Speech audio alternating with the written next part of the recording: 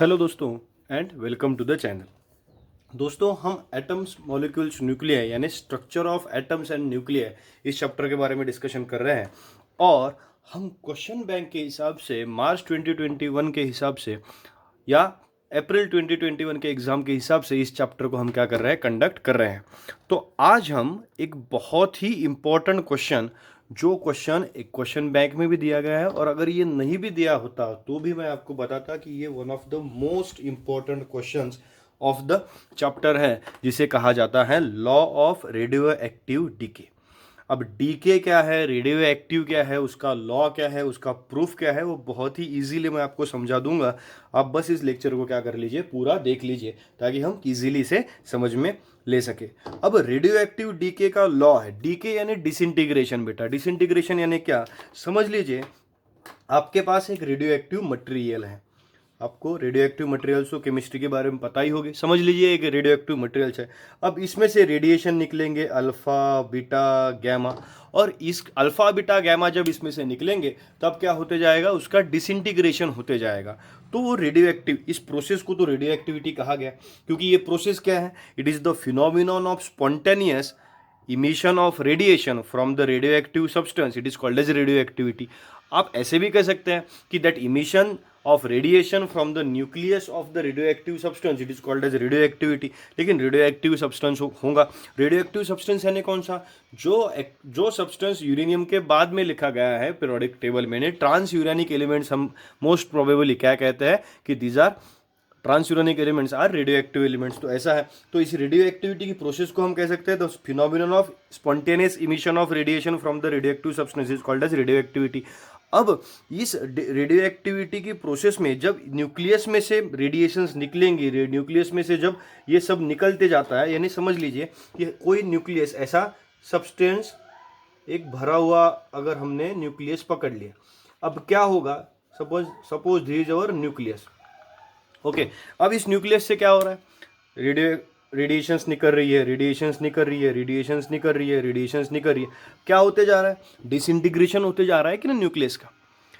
It is undergoing decay, decay यानी disintegration, यानी कम हो रहा है। कैसे कम हो रहा है, क्योंकि उसके अंदर की atomic number, atomic mass number उसका क्या हो रहा है, चेंज हो रहा है। तो इसी प्रोसेस को एक्सप्लेन करने के लिए एक लॉ लिखा गया, that law it is considered to be law of radioactive decay. मैं इसी प्रोसेस के जरिए आपको वो समझा भी दूंगा कि law of radioactive decay, radioactivity में कैसे डीके होता है, that law is considered to be, और उसका स्टेटमेंट क्या दिखा है देखिए।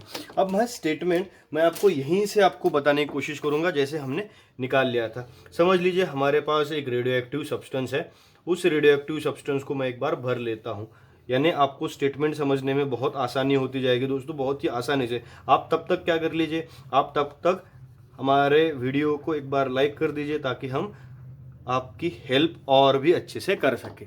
देखिए ये हमारा रेडियो एक्टिव सब्सटेंस हो गया। अब क्या है स्टेटमेंट, देखिए the number of radioactive nuclei undergoing decay per unit time, यानी समझ लीजिए टोटल न्यूक्लियस में सर्टन टोटल सब्सटेंस में कुछ न्यूक्लियस है और उसमें के इतने न्यूक्लियस इन्होंने क्या कर लिया, ये डीके हो गए, यानी क्या हो गए, dn अपॉन dt हो गए। ये डीके हो गए यानी क्या हो गए, निकल गए बाहर। इतने न्यूक्लियस क्या हो गए, निकल गए। अब इतने तो बच गए, तो इसे नाम देंगे हम nt, ऐसा नाम इन्हें दे दिया हम। ये तो बच गए कि नहीं। तो इन्होंने क्या कहा है, the number of nuclei undergoing decay per unit time it is directly proportional to number of unchanged nuclei present at that particular time, कि dn upon dt is directly proportional to nt, क्योंकि nt कैसे nucleus है, which are not disintegrated, ये disintegrate नहीं हुए हैं, these are unchanged nuclei. तो इसलिए, और माइनस साइन क्यों देते हैं बेटा स्टेटमेंट में, माइनस साइन इसलिए है, माइनस साइन इसलिए है क्योंकि वो डीके है, वो तो कम हो रहे हैं नहीं, वैल्यू कैसी हो रही है, कम हो रही है, decreasing, that n t is decreasing with respect to time, इसलिए उसे क्या कहा जाता है, हमारे पास हमें उसे माइनस साइन हमें देना पड़ता है। तो हम क्या कहेंगे, आपको डिसइंटीग्रेट इजीली समझ में भी आ गया होगा कि इतना तो डिसइंटीग्रेट हो चुका है, जितना डिसइंटीग्रेट हुआ उतना डायरेक्टली प्रोपोर्शनल टू जितना बचा है। तो हम इसे अच्छे से अगर स्टेटमेंट वाइज लिखेंगे तो हमारा स्टेटमेंट क्या बन गया, minus of dn upon dt, minus of dn upon dt is directly proportional to nt। अब इसे हम लिखने के लिए समझ लीजिए हमने इसे प्रॉपरली कंसिडर कर लिया, तो therefore d n upon d t is equals to, proportionality का साइन मैंने क्या कर लिया, निकाल लिया, और एक क्या इंट्रोड्यूस कर दिया, एक कांस्टेंट इंट्रोड्यूस कर दिया, और माइनस साइन भी उधर अगर भेज दिया तो माइनस ऑफ लैम्डा एन, ये भी एक स्टेटमेंट हो सकता है हमारे पास। और लैम्डा क्या है, लैम्डा मैं वेवलेंथ वगैरह नहीं कह रहा हूँ बेटा, लैम्डा हमारा एक कांस्टेंट हो गया, इसे कहा जाता है डीके कांस्टेंट। कौन सा कांस्टेंट कहा गया बेटा, इसे डीके कांस्टेंट कहा गया, this called as decay constant. ये बहुत इंपॉर्टेंट टर्म है, हमें ये प्रूव करना पड़ेगा, और इसकी वैल्यू हम आगे तो निकालते ही जाएंगे कि एग्जैक्टली उसका होता क्या है, decay law of radioactivity कैसे काम करता है, तो यहाँ से हम आगे बढ़ाएंगे उसको। इक्वेशन 1 को हम समझ लीजिए, हम इसे इक्वेशन 1 नंबर 1 लिखेंगे, लेकिन उसका प्रूफ मैं बाद में लिखूंगा, इसमें हम बाद में उसका प्रूफ लिखेंगे। लेकिन स्टेटमेंट आपको समझ में आ रहा है कि स्टेटमेंट क्या है, number of nuclei undergoing the decay with per unit time is directly proportional to number of unchange nuclei present at that particular time, therefore d n upon d t is equals to minus of lambda n, n t भी लिख सकते हैं आप इसे। Okay बेटा, तो इसका एक बार प्रूफ देख लेते हैं क्या है, और फिर हाफ टाइम पीरियड के बारे में भी इस लेक्चर के आखिरी में हम क्या कर लेंगे, डिस्कशन कर लेंगे। यानी हाफ टाइम पीरियड तक बेटा हमें क्या करना है, जाना है, तो अच्छे से आप इसे देखते रहिए। इसके आगे का पोर्शन मैं इसे पोस्ट लेता हूँ, फिर आपको बताता हूँ। चलिए इसे सॉल्व करते हैं अच्छे से। D n upon d t is equals to minus of lambda n. अब अगर इसे हम क्या कर लेंगे, रीअरेंज कर लेंगे, तो इक्वेशन क्या बनेगा देखिए, therefore we are rearranging the equation as dn upon n is equals to minus of lambda dt। क्या हुआ, n इधर आ गया, dt इधर चला गया, इसे इक्वेशन नंबर 2 कह लेंगे, और इसे क्या कर लेंगे, इंटीग्रेट कर देंगे इक्वेशन को, यानी इंटीग्रेटिंग द इक्वेशन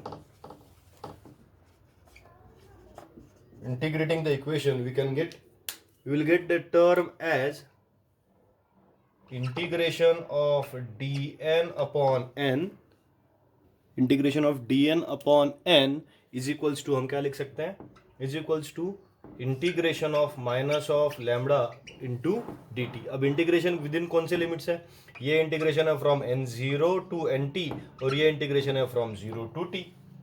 ओके, या इक्वेशन में हम क्या लिख सकते हैं, इस इक्वेशन में हम क्या लिखेंगे कि इसे इंटीग्रेशन का अगर वैल्यू लिखेंगे तो एन जीरो क्या होगा, n zero is the number of present atoms at time t is equals to T.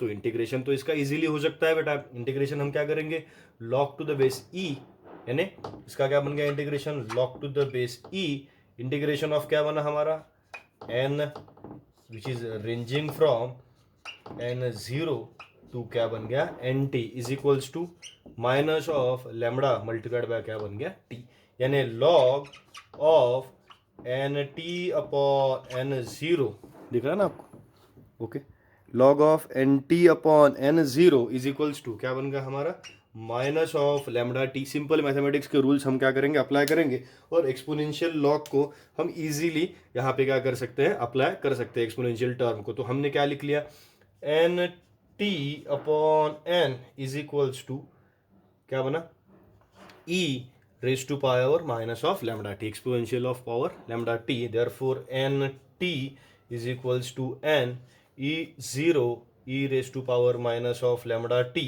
ये आपका प्रूफ बन गया, where n zero it is the number of nuclei at t is equals to zero. ये हो गया हमारा D के law का प्रूफ बेटा। This law is considered to be decay law, decay law का ये क्या हो गया, प्रूफ हो गया। और इस डी के लॉ के प्रूफ के साथ ही आपको हाफ लाइफ का भी फॉर्मूला मिलता है। हाफ लाइफ, पहले तो इसकी डेफिनेशन हम समझ लेंगे, पहले क्या है डेफिनेशन क्या है पहले, फिर उसका फॉर्मूला मैं तैयार कर लूँगा कि डेफिनेशन क्या आती है हाफ लाइफ की, द टाइम इन विच, देखिए मैं एक बार लिख लेता हूँ, देखिए half life period of radio active material की डेफिनेशन क्या बन जाता है कि हाफ लाइफ क्या है, the time in which exactly half of the radioactive substance is disintegrated, कि जितने में एग्जैक्टली हाफ डिसइंटीग्रेशन होगा, यानी समझ लीजिए ये एक रेडियो एक्टिव सब्सटेंस है, इसका एग्जैक्टली हाफ होने में जितना टाइम लगेगा उसे हाफ टाइम पीरियड कहा जाता है। फिर इतना बचा, फिर इसका भी हाफ होने में जितना टाइम लगता है उसे हाफ टाइम पीरियड कहा जाता है, फिर इसका भी हाफ, ऐसे हाफ टाइम में, यानी उस टाइम को कहा जाता है हाफ टाइम पीरियड कहा जाता है, हाफ लाइफ पीरियड कहा जाता है। हम क्या करेंगे, उस हाफ लाइफ पीरियड का एक्सप्रेशन भी इसी एक्सप्रेशन से निकालेंगे, n t is equals to n zero exponential raise to power minus of lambda t, लेकिन यहाँ टी की वैल्यू क्या हो जाएगी, हाफ हो जाएगी। ओके, तो एक बार उसकी वैल्यू निकाल लेते हैं, उसका एक्सप्लेनेशन निकाल लेते हैं। तो चलिए एक्सप्रेशन साथ में निकाल लेते हैं. We know that n is equals to n0 e raise to power क्या हो गया माइनस ऑफ लैम्बडा टी हो गया. ये हमारे पास एक्सप्रेशन है. अब हम इसमें क्या करेंगे, पुट कितना बचा है न्यूक्लियस, अब हाफ बचा है. n/2 is equals to n and t is equals to t/2 half time. फिर इक्वेशन में क्या हो जाएगा, n/2 is equals to n0 e minus of lambda t/2 minus of lambda t/2. अब इस एक्सप्रेशन को हम क्या करेंगे, इजीली सॉल्व करेंगे. n0/2 हो गया ना, कंप्लीट का हाफ हो गया. n0 क्या हो गया, cancel. So therefore we get 1/2 is equals to e raise to power minus of lambda into t half. बेटा e को हम क्या कर लेंगे, एक्सपोनेंशियल टर्म को अच्छे से लिखेंगे एक बार, तो ये पूरी टर्म हमारी क्या बन जाएगी. अगर हमने माइनस साइन को इनवर्स के फंक्शन को अच्छे से लिख लिया तो 2 इज इक्वल्स टू क्या बनेगा बेटा, e raise to power lambda t half, क्योंकि इनवर्स उसका फंक्शन कट हो जाएगा. तो e raise to power t half मिल गया. e एक्सपोनेंशियल को लिखेंगे log ऑफ 2. ओके यहाँ पे लिखता हूँ, आगे लिख लेता हूँ. क्या हो गया, log of 2 is equals to lambda into क्या बन गया, टी हाफ बन गया. ओके तो log of 2 therefore t half is equals to log of 2 upon lambda and t half is equals to 0.693 upon lambda. This is the value for half life period of the radioactive substance. और इस value को लेकर सबसे ज़्यादा equations में, chemistry में पहले equation होता था, अब ये इक्वेशन फिजिक्स में भी आ गया है. और लैम्बडा यानी क्या हो गया, यहाँ का डी के कांस्टेंट हो गया. तो आपको समझ में आ गया होगा. बेटा इसे लिख लीजिए, आपके पास नोट कर लीजिए. बाकी मैं पढ़ाता रहूँगा, आप पढ़ते रहिए. चैनल को लाइक कीजिए, शेयर कीजिए, सब्सक्राइब कीजिए. पढ़ेंगे बेटा बहुत अच्छे से. Thank you.